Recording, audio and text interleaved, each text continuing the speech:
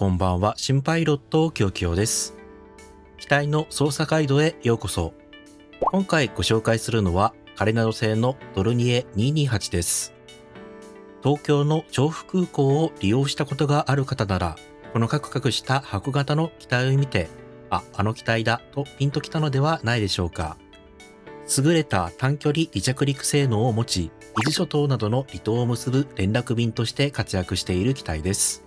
今日は実際に運航されている路線、大島空港から調布空港を実際に飛びながら、このドルニエ228の操作方法を解説していきます。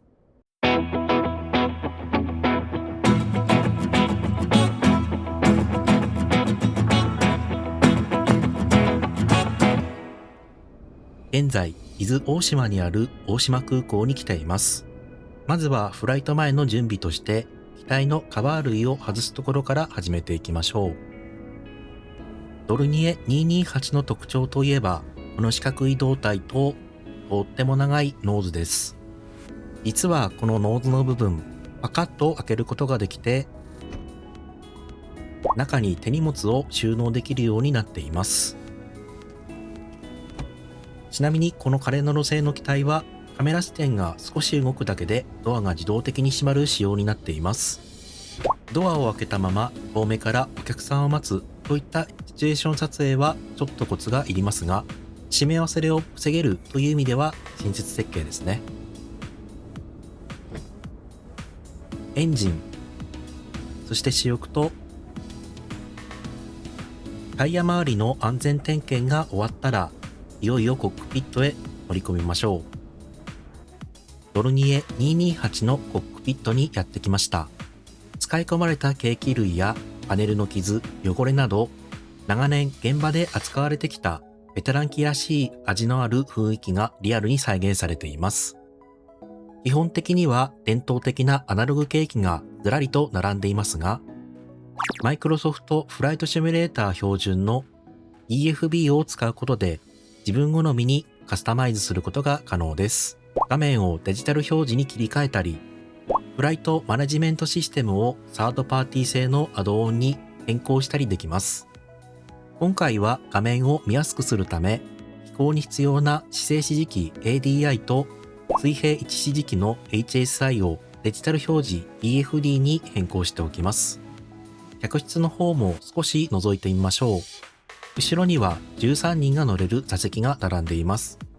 仕様違いで貨物、医療搬送用なども用意されています。それでは EFB を使って機体の準備を進めていきます。EFB の航空機、飛行性能、質量とバランスを開きます。今回は乗客9人、貨物が50ポンド、燃料を334ガロンにセット。航空機の読み込みボタンを押して反映させます。次にコントローラー設定のワンポイントアドバイスです。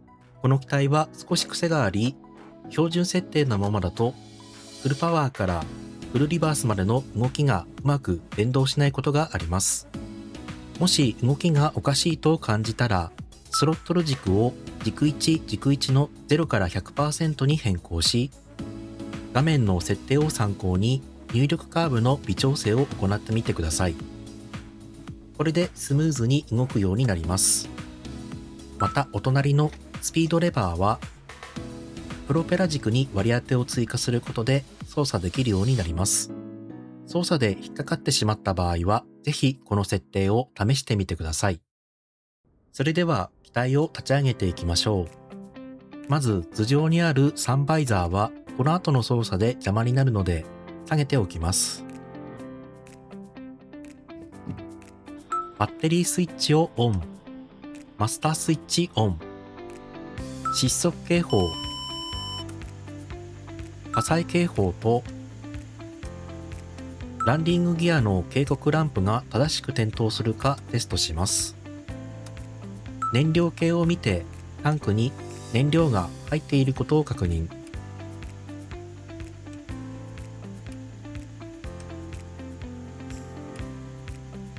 警告灯の弾切れチェックを行います。インバータースイッチをオン。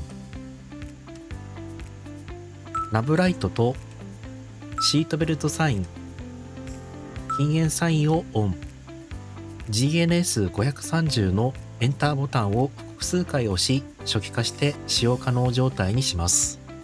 今回のフライトルートは画面に表示している通りです。EFB のフライトプランナーを開き、ルート文字列入力を選択。概要欄のルートをコピーしたら、コントロール V を押して貼り付け保存します。ルートが読み込まれたら、離陸滑走路を 21、着陸する滑走路をランウェイ35、トランジションを変更したら手続き変更を押します。最後にアビオニクスへ送信を押せば GNS530 にルートが転送されます。CDI ボタンを2回押して表示を GPS に切り替えます。降下用のガイダンスを事前に設定するため V ナブを押します。右のノブの中央を押し、目標高度を1700フィートにセット。そしてエンターを押します。ノブの外側を回して降下開始の基準となるウェイポイントをハイライトさせます。内側のノブを回してドロンプを選択してエンター。降下率に関しては900程度にセットしておきます。これで GNS530 の準備は完了です。巡航高度の13000フィートをセット。カンマキーを押して現在の気圧を高度計にセット。目標の速度を120ノットにセットします。ノブを押して数字をマゼンタ色にハイライトさせてからノブを回してあげることで変更することができます。滑走路の方位をセット。無線とトランスポンダーをオンにして指示されたスコークをセット。パワーレバーをグランドアイドル、スピードレバーをローにします。燃料カウンターを押します。アンチコリジョンライトをオン。ブーストポンプ1をオン。万が一の火災に備え、ファイヤーコックのガードを開けます。準備が整ったので、ターボプロップエンジンを始動します。スタートセレクターをグラウンド側に倒します。スタートスイッチをスタート側に倒します。ITT のメーターが10を超えたら、エンリッチボタンを押します。燃料が噴射され、エンジンがスタートします。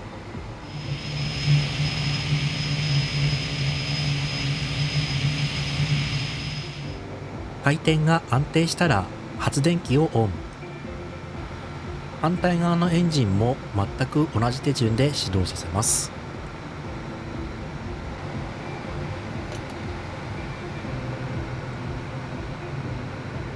両方のエンジンが安定したらスタートセレクターをエアーにします。ブリードエアーとエアコンをオン。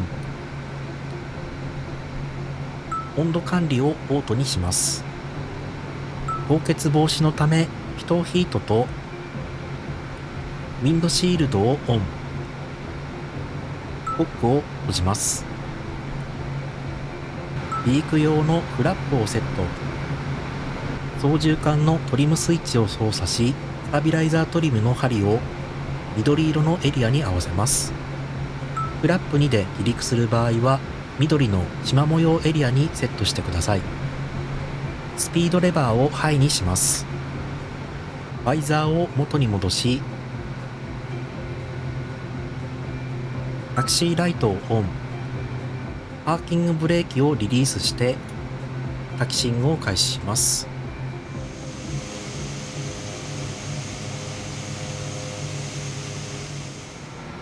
発走路前に到着しました。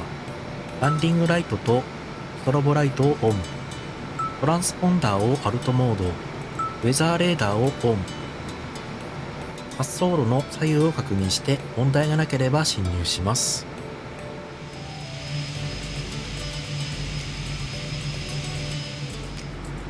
パワーレバーをゆっくり押しながら前進。フルパワーで加速します。速度が85ノットを超えたら操縦桿を引き寄せて離陸します。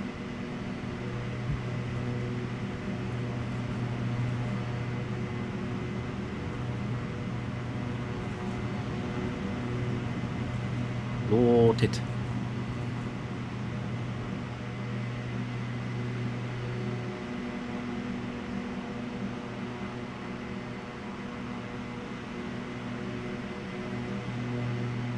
ポジティブレートクライムギアップ。速度が100ノットを超えたらフラップを格納します。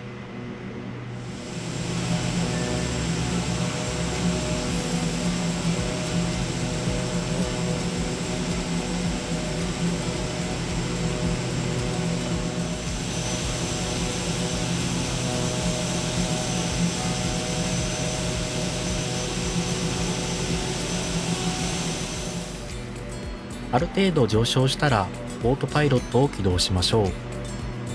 両ダンパー、オートパイロット、ナブ、アルティテュードをオン。バーティカルスピードのアップを押して上昇率を調整します。上昇速度が120ノット前後を維持できるようにバーティカルスピードを微調整します。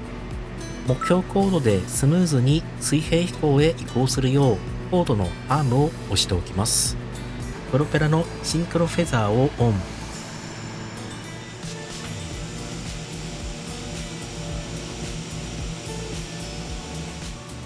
1万フィートを超えたらランディングライトをオフ。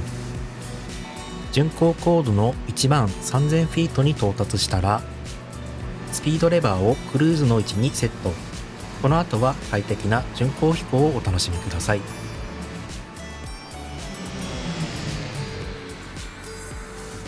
GNS530 の VNAV 画面を確認すると、もう目標の降下ポイントを過ぎているようです。オートパイロットの目標高度を1700フィートに再設定。画面に表示されている必要降下率に合わせて、オートパイロットのアルティテュードを押した後に、ダウンを押して機体を降下させます。パワーレバーを少しだけ手前に引きます。1万フィートを通過したら、ランディングライトをオン。ハンマーを押して新しい気圧をセットし直し、ミニマム高度の pH をセットします。横浜の美しい街並みや港を右手に眺めながら着陸準備を進めます。ブーストポンプ2をオン。スピードレバーをハイ。今回は GPS を使う RNP でアプローチします。GNS530 の CDI が GPS になっていることを確認しておきます。空港に近づいてきたので、その場所での目標高度を示すグリーンのひし形が表示されています。シンクロフェザーをオフ。オートパイロットのアプローチを押します。速度を100から120ノットまで落としながら、フラップを2まで下ろします。ギアダウンします。オートパイロットのモードが GS カップルドに切り替わり降下し始めています。今回の場合、オートパイロットは途中まで使用し、滑走路が見えた段階で解除してマニュアルで着陸させます。はい、ということで滑走路が見えてきました。フラップをダウン。速度を80ノット以上に調整しながら着陸態勢へ。オートパイロットを解除します。ミニマムコンティニュー。